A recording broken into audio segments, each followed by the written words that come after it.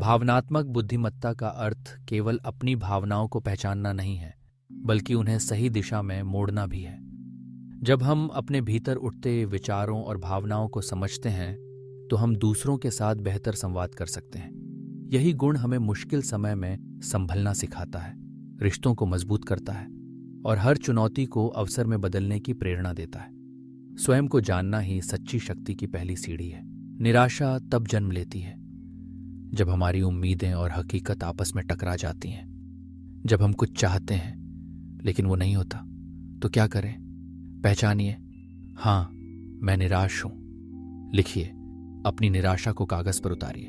सोचिए, क्या मेरी उम्मीदें यथार्थवादी थीं? सीखिए, क्या ये अनुभव मुझे कुछ सिखा गया? और फिर रिफ्रेम करिए। शायद वो रास्ता नहीं मिला, लेकिन मंजिल कहीं और इंतजार कर रही हो।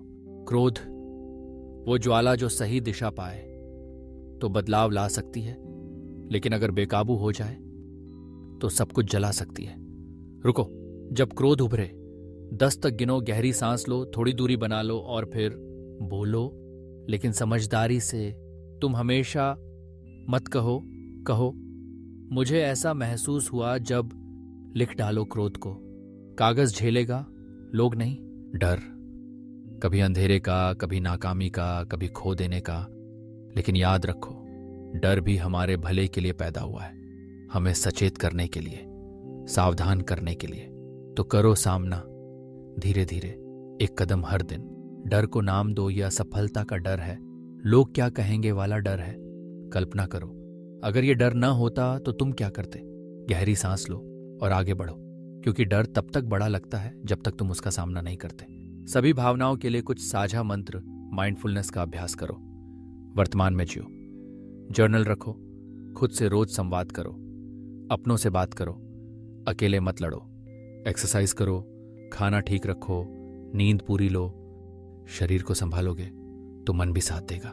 नकारात्मक भावनाएं बुरी नहीं होती, बुरा होता है उनका हमारे ऊपर हावी हो जाना।